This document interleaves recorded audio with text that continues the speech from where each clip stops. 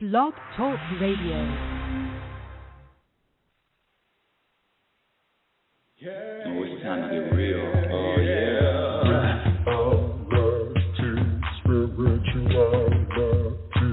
It's a new experience. Spirituality. Yeah, keep your ears open for this one, man. Spirituality. You got a question for RLN? Spirituality. Yeah, it's time to get some answers, baby. Spirituality. Oh, now we get real.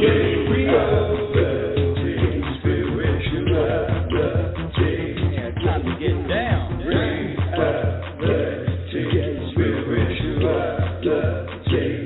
Yeah, you gonna feel good now. Real good. That's what I'm talking about. Time to get real.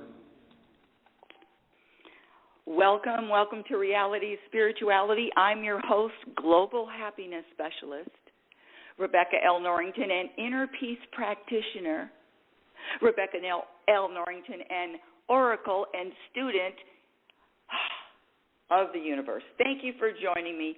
Thank you for sharing the show. Woo-wee.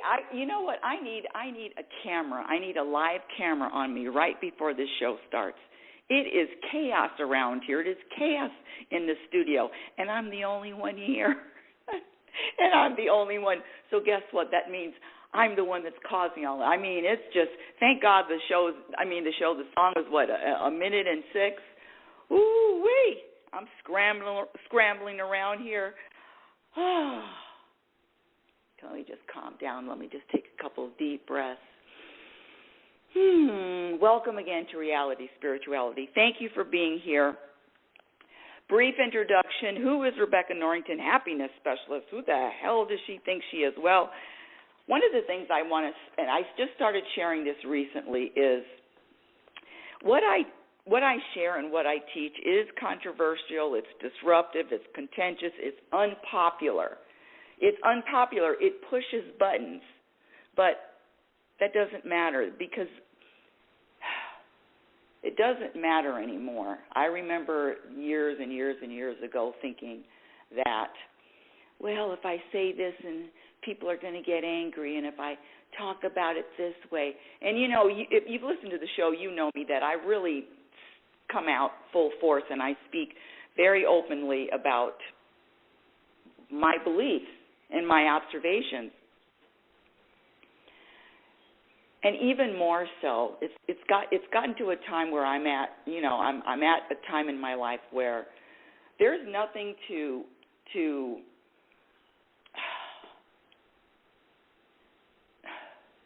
I was going to say there's nothing to be fearful about. There's nothing to resist anymore. It really isn't. At this stage, at stage 3, what is there to resist? The acceptance, I'm talking about this life, acceptance of every moment, acceptance of self is the quickest way. I'm not going to say the only way, but it is the quickest way, the only way I know. The only way I know to peace. And when I say I'm a happiness specialist, let me give you my definition. My definition of happiness is the ability to be at peace regardless of what happens and regardless of what doesn't happen. The ability to be at peace, the ability to have a peaceful vibration, a peaceful energy, regardless of what's going on outside, regardless of the storms of life. That's my definition. So when I say happiness, it is a vibration. It's a state of mind. It's an energy.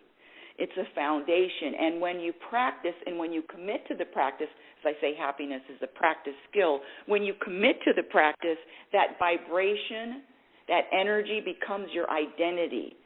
I mean, it's just a practice becomes who you are. You are peace, regardless of what happens. You're in a rowboat in the middle of the Atlantic Ocean. The waves are crashing. The storms are brewing. The wind is blowing. The temperatures are dropping.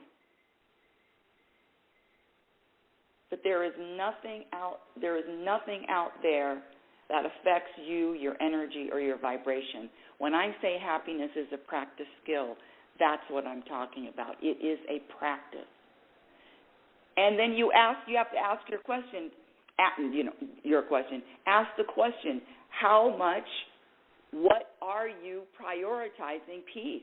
Is that a priority to you, for you?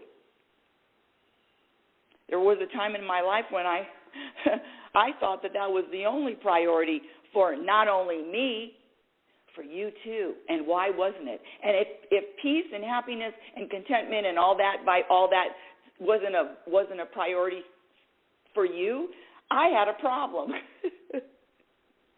And that's another thing that I practice, is staying out of anybody else's business and knowing that the universe does not need my help inserted in anybody else's journey, unless I'm asked. The universe does not need my help inserted in anybody else's journey unless I'm asked. Let me get back to a really brief introduction, because every week the show is growing, and I keep saying it, but it's true. The show is growing, and I just want to share a little bit of background, foundational background. So on a scale from 1 to 10, my dear listeners, how important is happiness in your life? What is your definition of happiness? And what or who is subtracting from your happiness today? And are you as happy when you're faced with life's inevitable challenges? Now, the challenge we're going to talk about happened last week, same day. It's being called SlapGate. I love that, SlapGate. At least I have a name for it, SlapGate. And so we're going to talk about it, but we're going to talk about it in a different way. We're going to talk about it without. Let me just say me. I'm going to talk about it without thinking I know what was going on in Chris Rock's head or what was going on in Will Smith's head. No, I don't know any of that. But it's interesting because when these public displays of behavior come out, and especially, that slap was heard all around the world, it gives us the opportunity to look at it, analyze it, dissect it, and what did I learn from it? What did I gain from it? What lessons? How did I grow from it? I cannot wait to start on. That is just, it was fascinating. That whole incident just had so much potential to teach individuals, all of us, and we all are going to get different lessons from watching the same thing. We are as different as our fingerprints. I love that because it's the truth. We are as different. And so what the differences are the challenges of whether or not we accept other people or not, whether we judge other people or not, whether we compare ourselves to other people or not. All of those above, judge, compare, all of those subtract from happiness. But let me just go back to the introduction. So I ask this question mostly every week. So what are the biggest issues and the biggest problems and the biggest issues that face the world today? Is it poverty, disease, hunger, overpopulation, wars, religion, global warming, animal rights? What is it?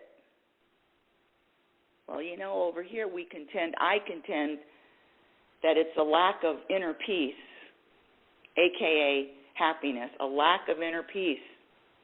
I was speaking to someone yesterday, and I asked the question, I said, so how much of life experiences do you think you're in charge of? How much of life do you think you are in charge of? And they answered me 50-50. 50-50. Now, I know that people may agree or may not agree with me on this one, and again, just what I say is just practice it for yourself. Don't believe what I'm saying. Just practice and see for yourself. So they said 50-50, and I said, well, how's that working out for you? 50-50. There's your plan, and then there's God's plan. There's your plan, and there's the universe's plan. And anytime I resist the plan, or anytime I resist the moment, the present moment, guess what? It never works out. It always feels off. You know what resistance feels like. And the other thing I want to say before I start the show, before I start the topic of the show, is the study done on hospice patients. You can Google it. It's called The 5 Biggest Regrets of the Dying, or The 5 Regrets of the Dying. The 5 Regrets of the Dying. 5 most common regrets of the dying. Number 1, I wish I would have pursued my dreams and aspirations and not the life that others expected of me. I wish I didn't work so hard. I wish I had the courage to express my feelings and speak my mind. I wish I had stayed in touch with my friends, and I wish I would have let myself be happier. Doesn't get any more powerful than that.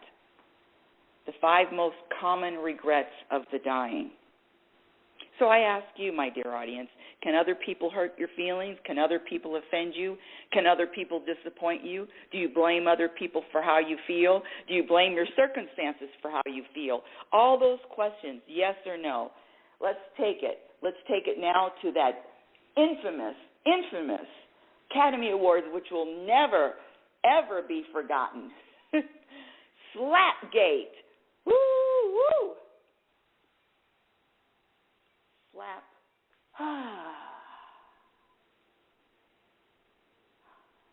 I'm going to talk about SlapGate, but I'm going to talk about it coming from a different perspective, a different way.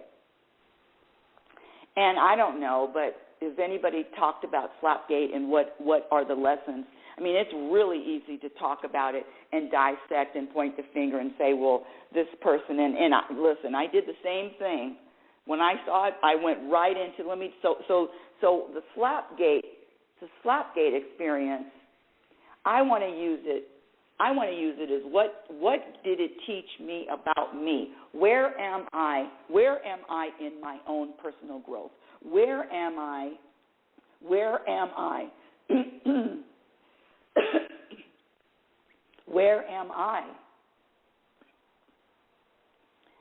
So in other words, what would I do in the same situation? Where am I? And so you can play along, because the question is going to be, where are you in your own growth? And can other people hurt your feelings? Can other people offend you? Can other people disappoint you? Do you blame other people for how you feel, or do you blame your circumstances for how you feel? All of that was on display last week.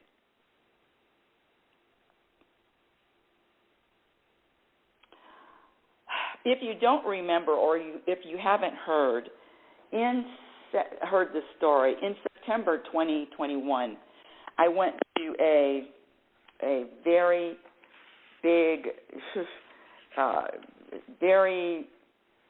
it was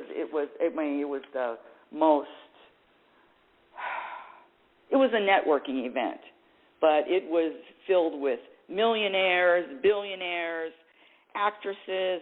Let me see, because I wrote an article. Some fashion designers, best-selling authors, businessmen, coaches, television personalities, actors, actresses, social media experts, on and on. CEOs of companies worth millions of dollars, CEOs worth companies of billions of dollars. And I'd never attended an event like that before. And so the cool thing about it is anybody that was speaking or anybody that was on stage, the people that the attendees came to see, said that we're open. We are here for you. If you want to schedule a one-on-one time, just tap us on the shoulder. So there was one gentleman, and I've told this story on the show before, but I want to tell it again. And I'm only saying it because when I asked, where are you, meaning where are you in your growth? Where are you? Now, where's my water? Where am I? Where's my water? Hold on a second, my dear audience. See, I didn't have my lemon water this morning. I didn't have my lemon water before the show. So anyway, I asked this one gentleman, and his name, and I've written an article about it. I've published it, and I've talked about it on the show. His name was Walter O'Brien. You can Google him. Walter O'Brien has a reported IQ of 197. He supposedly stopped terrorists in the United States. The CBS show Scorpion was inspired because of him. Anywho, I asked to speak with him, and he was very generous with his time. And we went outside. It was the last day of the event, and we were face to face, maybe 3 feet away. And I remember saying, "Good evening. My name is Rebecca Norrington, and I'm a happiness specialist." And if you've listened to the show, you know what happened next. Before I could finish saying I was a happiness specialist, I did finish it, and then he said, well, just before you go on, I want to let you know that you will never, ever work in any of my companies, because what you do is toxic. What you do as a happiness specialist what you teach is toxic. So if you know the story, you've heard me say it before, I couldn't stop laughing. And I asked him, I said, please tell me more. So he began to tell me that I wasted 35 years of my life studying and pursuing happiness. I've contributed 0 to the planet. Searching for happiness and inner peace is delusional. What I've accomplished can't be measured. Therefore, I've accomplished nothing. I love that one. What I've accomplished can't be measured. Therefore, I've accomplished nothing. I'm selfish. I'm toxic. And if the people I counsel don't employ at least 1,000 individuals, I'm wasting my time and their time. Why did I bring that up for the 100th time? If you remember that story, one of the things that I learned about the practice that I've been talking about, sharing, teaching for decades, is that, number one, words innately do not have power. And I know that the masses, we've all been programmed to believe that they have power, but innately words do not have power. So his words slipped off me like I was Teflon, just slipped right off. That's the reason why I could laugh. And again, it is a practice. This inner peace, happiness, is a practice skill. And the other thing that I learned is that it's never personal. That whatever anyone says to me, even if they're calling me by my name, whatever they said to me, especially if it's derogative and or negative and or meant to hurt, it's not personal. It's never personal. This is an impersonal universe. And there are 360 degrees in a circle, which means there are 360 different perspectives to describe each present moment, probably 360 degrees times a million, or how many people on this planet. 7.2 billion, there are 7.2 billion perspectives. We are as different as our fingerprint. And the last thing is, when somebody feels really, really, really bad and they're going through something really, really, really crappy, they have a hump in their back, they're in a bad mood, what do they want? The humpback man wants you to feel bad too. The humpback man wants you to have a hump too. Now let's talk about SlapGate. SlapGate.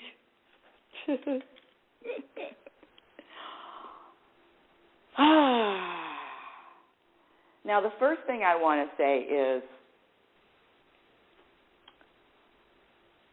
I'm describing the incident as opposed to judging. This is it's a totally different vibration. Describing an incident, describing an experience, as opposed to judging the experience. Judging always requires a label. All labels subtract from peace. Judging always subtracts from peace. Judgments subtract from peace. So when you judge, that means you're labeling good, bad, happy, sad, and you're labeling. So I'm going to describe the event as opposed to judge it. Now, let me tell you, I got my left hand up. I've made some judgments about it, and I'll make some judgments about it, but I realized that every single judgment I made not only subtracted from my own peace, but every judgment that I made, I can't guarantee that it's the truth. And if it's not the truth, and if it's not true, why am I even entertaining it? Something especially now, what is true and what is not, it's not about my truth or your truth. It's about universal truth, real truth. Gravity is real. Cause and effect is real. So when I say universal truth, can you be at peace? Can you be at peace and judge at the same? Can you be at peace and blame someone at the same time? Can you be angry and be grateful at the same time? Thank you for at least Thank you, brain, for coming up with a better analogy. I'm up here fumbling. Can you be angry and grateful at the same time? I don't mean to yell at you. Sorry, audience. Can you be angry and grateful at the same time? Choose one. In the moment, it's a choice of one or the other. Can you be in the middle or create drama and be at peace at the same time? I know if I'm causing drama, and I'm not talking about being on a stage. I know what I do or what I could do to cause drama. I know what's going to cause drama, and I know what's going to bring peace. In any situation, I am never surprised, and that is the practice. And you know too, if you practice self-awareness and you are self-aware, you know in every moment if you say A, B, C, or D, whether or not your statement or your behavior is going to cause peace or is going to cause drama in the room before you say it. So the first part of talking about SlapGate is just describing what happened. Describing what happened without judgment. And I talked about this a couple of weeks ago because I got this article from my acupuncturist office, and coincidentally, it's a GQ magazine, November 2021, GQ magazine. And guess who is the topic? Guess who has a chapter, an article about him? It's Will Smith. It's a GQ, November 2021.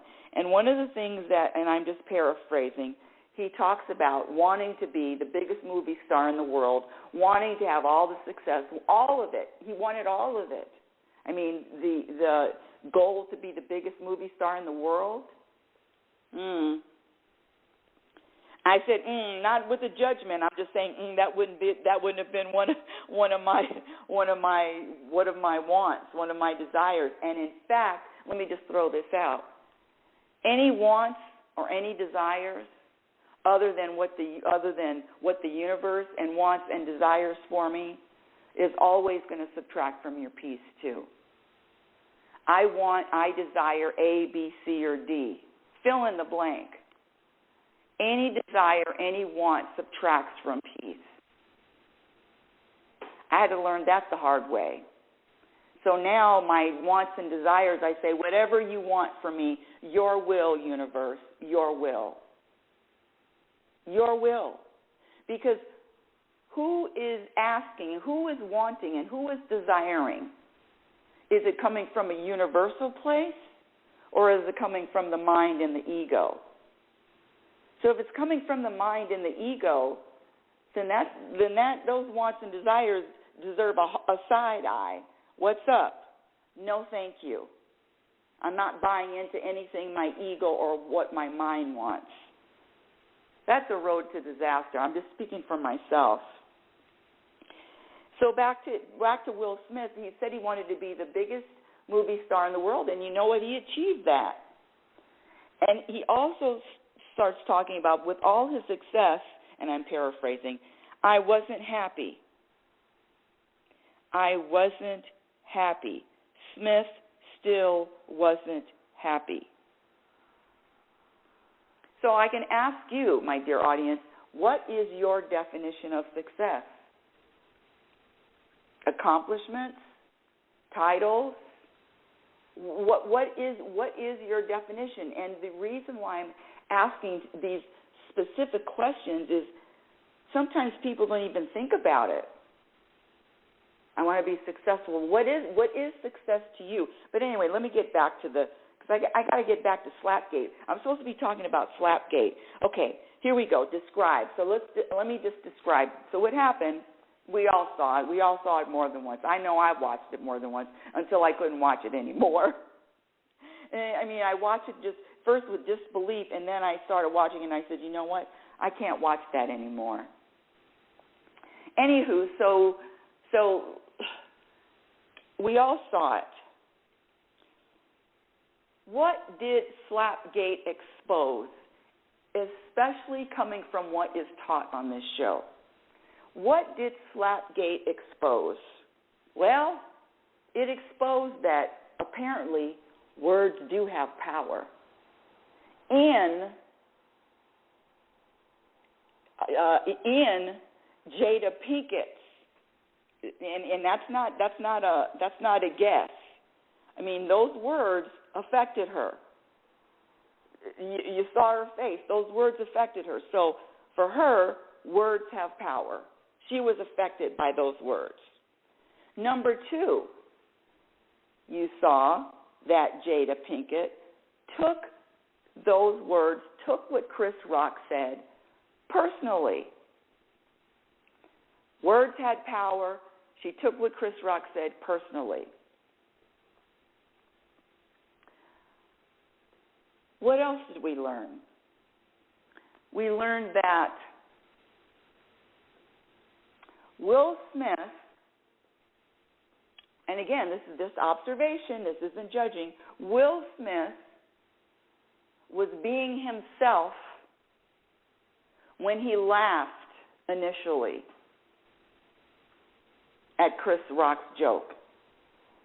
Will Smith was being himself when he was because he laughed at first at Chris Rock's joke. He was being himself.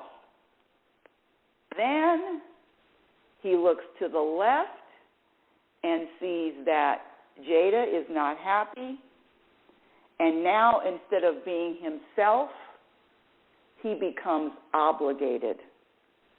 He becomes obligated to another person's feelings, obligated to another person's emotions, obligated to do something about someone else's feelings.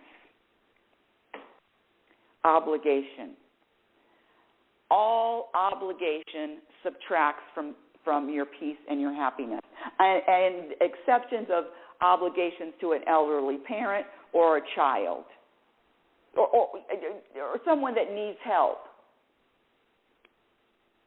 Obligation. All of that subtracts from peace. The other thing, not only did he feel obligation, the other thing he felt Well, the other thing is getting in someone else's business.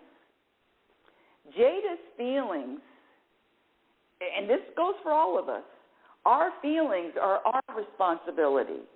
Looking for someone else to make me feel better, looking for someone else to make you feel better is, number one, controlling. Number one, if you say you love somebody, why are you trying to control them? Is manipulating. Wanting someone else to take care of your feelings or to nurture or to, you're responsible, my feelings are hurt, so you do something about it. My feelings are hurt, but you need to do something about it. It's not my responsibility, not my feelings. My feelings aren't my responsibility. They're your responsibility. You know, all of this should have been at the beginning of the show. Jeez Louise. You know, I have to start a little bit. Yeah, anyway, I'm feeling tightening up the introduction because this information is just too good. It's just too juicy. It's too juicy. Where was I? Oh, okay. Back to obligation. And now I'm in your business. The other thing that we learned, what does the man with the hump in his back want? Jada felt really, really, really bad. At least that was how I interpreted the look. I mean, I didn't interpret her look as feeling really, really good. Really, really bad. And what does the man with the hump in his back want? Well, if I'm feeling this bad, I need some company. Where's my company? And I can't even imagine what those feelings are, that energy is now. I can't even imagine. Because the practice of words not having power, giving other people the responsibility for your peace, feeling obligated, all of that, taking things personally, all of that isn't practiced. No judgment, just an observation. And what did I learn? And so the other thing. Then Will goes up there and slaps. Now, this is the question, and I'm asking you. In that rage, in that anger, in the middle of all of that, are you able to do an about face? In the middle of the storm, when you are at your hottest temperature, when steam is coming out of your ears, are you able to snap, do an about face?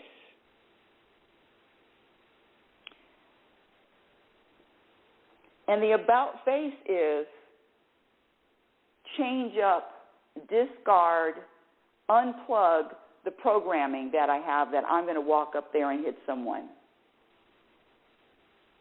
I'm not asking whether or not Will Smith could not have turned around or could have turned around, because we saw what he did.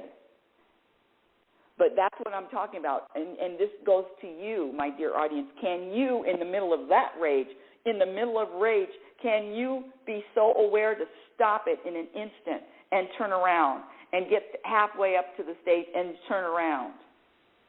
See, that's another practice. It's called surrendering. Surrendering in the moment, in the middle of the storm. That's a powerful thing. Can you imagine how powerful that is? Because the thing is, when things happen, the first response is just anger, pissed off, anger. What do I do? And what do I do about this anger? That's the program response. And there could be millions and millions of different responses. So in that, the other thing is there's just one perspective. There was only one perspective that Will Smith saw and one perspective that Jada Pinkett saw and felt. One. And what do we talk about here? Practicing so many other perspectives. Practicing different perspectives. The other thing, I mean, it's fascinating to break all this down. The other thing is, so now can you, in the middle of the storm, turn around? So that's a question that only you can ask. Can you stop being angry? Can you about face when you're so hot, you're frying eggs? Can you do an about face? That's a practice.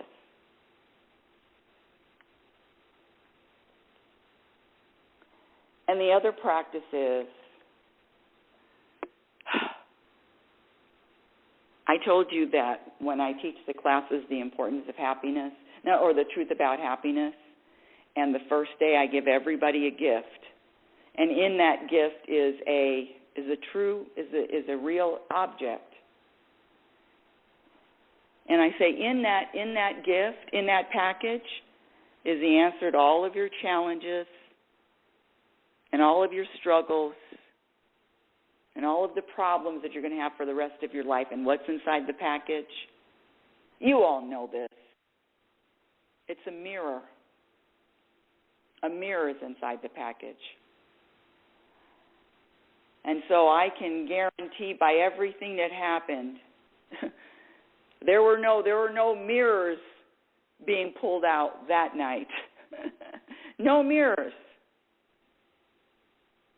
There were mirrors pointed out at everybody else. Blame, blame, blame, blame. No, there were no mirrors being used. Not a judgment, a description. The other thing, the other interesting, what I observed is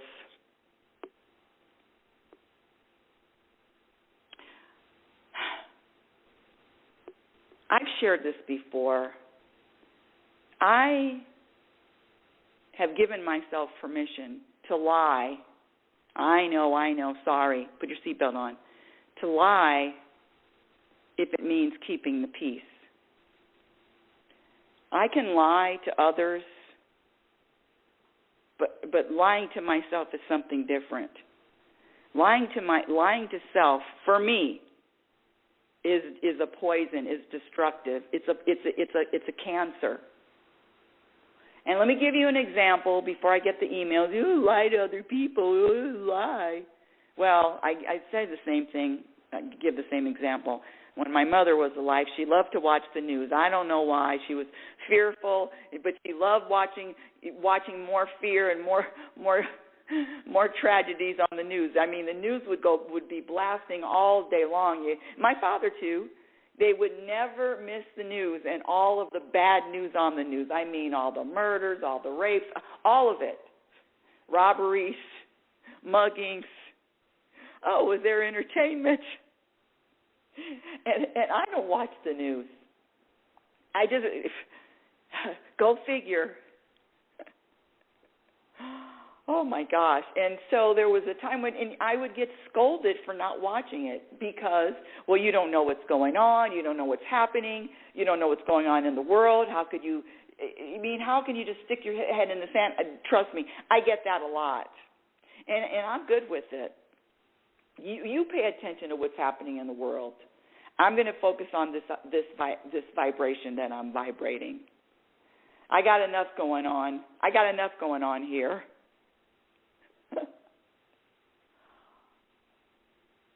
Where was my point?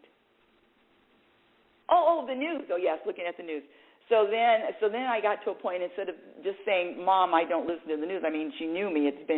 She knew me. It's been 50 years. I don't watch the news. And finally, after 50-something years, I got it. Yeah, Mom, I watch the news. Yeah, Mom, I saw that. Yeah, that was terrible. I wasn't watching the news, but I definitely was keeping the peace. That's what I'm talking about when I say, yes, I'll lie to keep the peace. That's one of my practices. So just be warned. I'm not going to argue with you. I'm not going to fight with you. I'm not going to say that I'm right and you're wrong. I'm not going to do any of that in my real life. I'm going to surrender and say, yeah, okay. That in the real life, I mean, unless we have some kind of business beef, that's what's going to happen. So let's recap. Hold on a second. Let me get my list. Did I write that out? Oh, where's my list? Where's my list? Where's my list, audience? What did SlapGate teach me about where I am in my practice? Number one, words would never have had power to make me feel good and or bad, and that's coming from anyone, strangers, people close to me. Number two, not going to take any of that personally. It's a joke. Personal, in fact, this is as crazy as I would be. If you're making fun of me, I feel honored. I would feel honored if Chris Strock was making fun of me. Thank you. I really would. Taking anything personally, no. No, I'm not taking anything personally. Having an obligation for someone else's feelings, I might have that really bad. Because when I've heard people say, well, you hurt my feelings, or it's your fault, I give up and say, you know what? Good luck with that. Good luck with blaming me for how you're feeling. I'm not even going to try to convince you. You want to, it's my fault? Okay. It's my fault.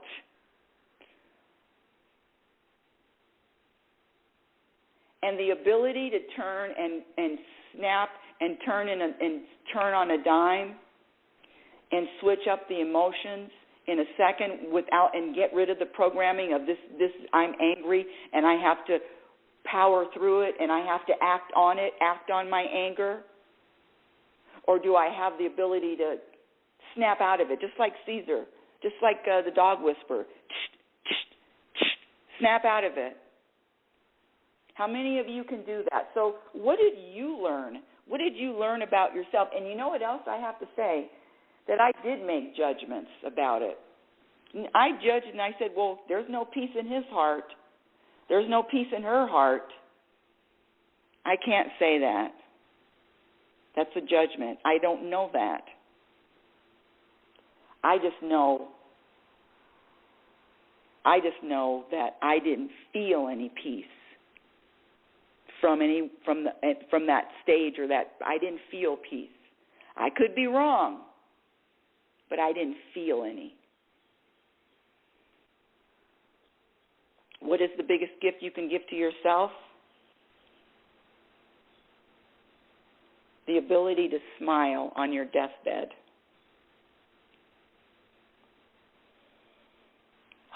Deep breath here. Deep inhale. Well, that's all we have for today's show. Let's see what. Today's show. Where is my today's show list? I was going to have listen to me live on Owl.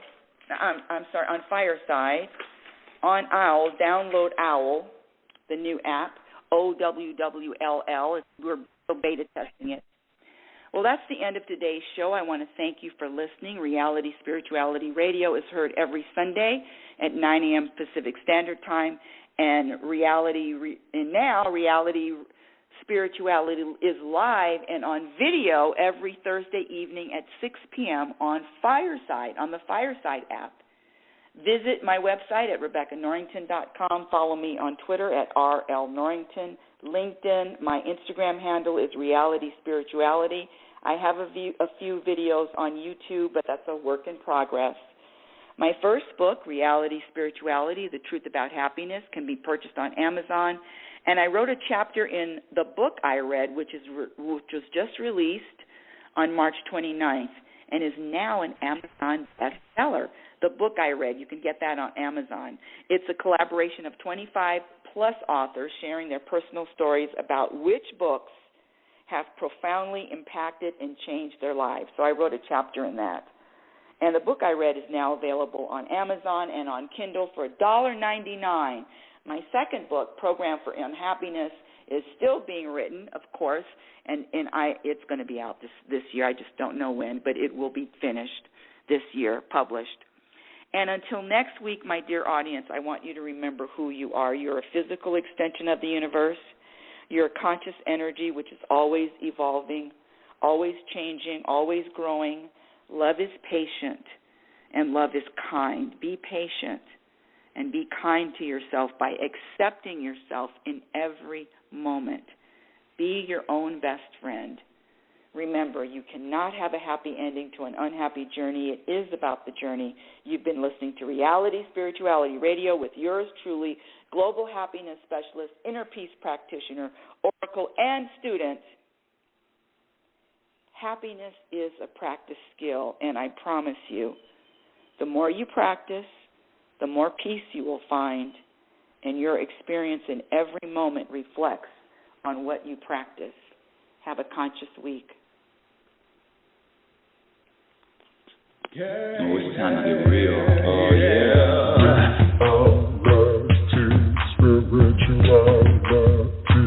It's the new experience. Reality Spirituality. Yeah, keep your ears open for this one, man.